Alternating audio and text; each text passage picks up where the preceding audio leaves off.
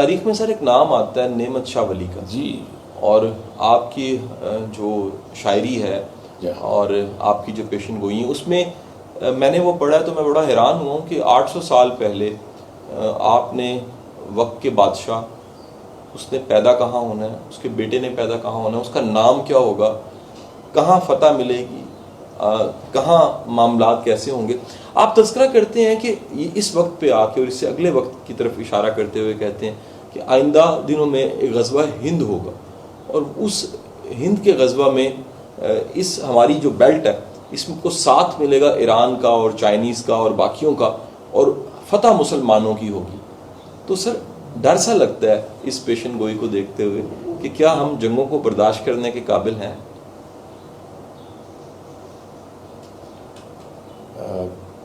نعمت شاہ ولی صاحب نے یہ باتیں 850 سال پہلے کی تھی، 850 سال سے ذرا زیادہ گزر گیا ہوا، اور آپ کی بہت سی جو پیش گوئیاں ہیں وہ حرف بحرف صحیح ثابت ہوئی ہیں. یہ جو اشعار ان کی ہیں یہ غالباً 3000 ان کی تعداد ہے، اگر مجھے صحیح یاد رہے گی تعداد. تو ایک جگہ جا کے انہوں نے ایک شعر کہا جس کا مطلب یہ ہے کہ چپ کر جا رب دے راز نہ کھول.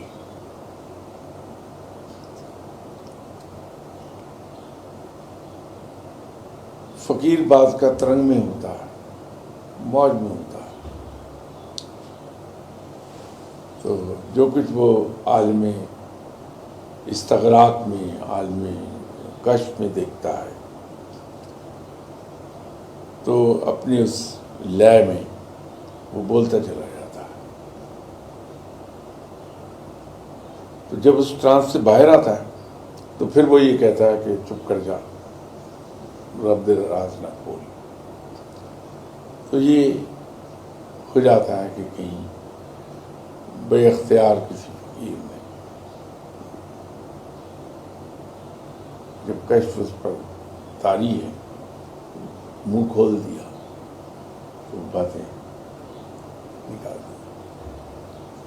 یہ تو آپ جو جناب نعمت اللہ شاہ ولی، شاہ نعمت اللہ ولی کی بات کر رہے تھے، میں ان کی اس کا جواب آپ کو دے رہا تھا. وہ جو بات ہے کہ جنگ کے قابل ہیں یا نہیں ہیں، اس کا ایک بڑا سیدھا سا جواب ہمیں مل جائے گا.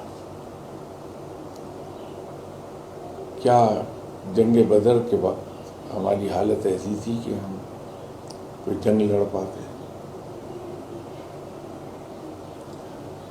نہ اسلحہ پورا، نہ سواریاں پوری، اتنی کم تعداد میں مسلمان کہ جو 2 نوعمر بچے ملا کے، نوعمر نوجوان ملا کے تعداد 313 بنی.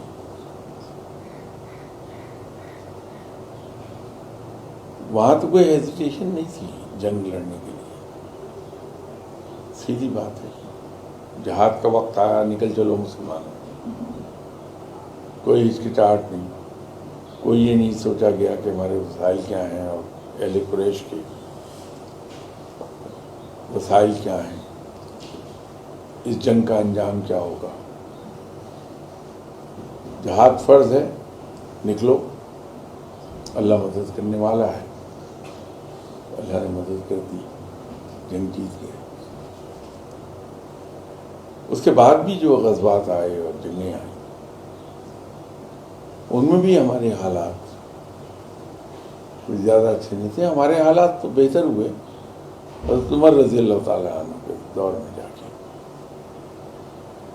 اس وقت بھی کبھی ایسا نہیں موقع آیا کہ ہماری تعداد دشمن سے زیادہ ہو گئی یا ایٹ لیسٹ برابری ہو گئی. ایسا کوئی موقع نہیں تھا کہ ہمارے ہتھیار دشمن سے بہتر ہوں، ہمارے گھوڑے دشمن سے بہتر ہوں. اس کے باوجود بغیر کسی ہیزیٹیشن کے ہم جہاد میں کود پڑتے رہے اور رب تعالیٰ ہمیں فتح عطا کرتا رہا. لیکن جہاں مسلمانوں نے مادی وسائل پر کاؤنٹ کرنا شروع کیا وہیں سے شکست کا سامنا کرنا پڑ گیا. تو یہ بات دیکھیں ہم کہ اگر غزوہ ہند ہے وہ بپا ہوتا ہے یا کوئی اور جنگ ہمیں لڑنا پڑتا ہے تو ہم اس لائق ہیں کہ نہیں ہیں, اس پہ بھروسہ کریں کہ ہمارا کام ہے کہ اگر جہاد کا وقت آیا ہے تو پھر ہم جہاد کے لیے نکل پڑیں. فتح و شکست رب کے ہاتھ میں ہے. رب اپنی رحمت کے صدقے انشاءاللہ ہمیں فتح ہی سے ہمکنار کریں.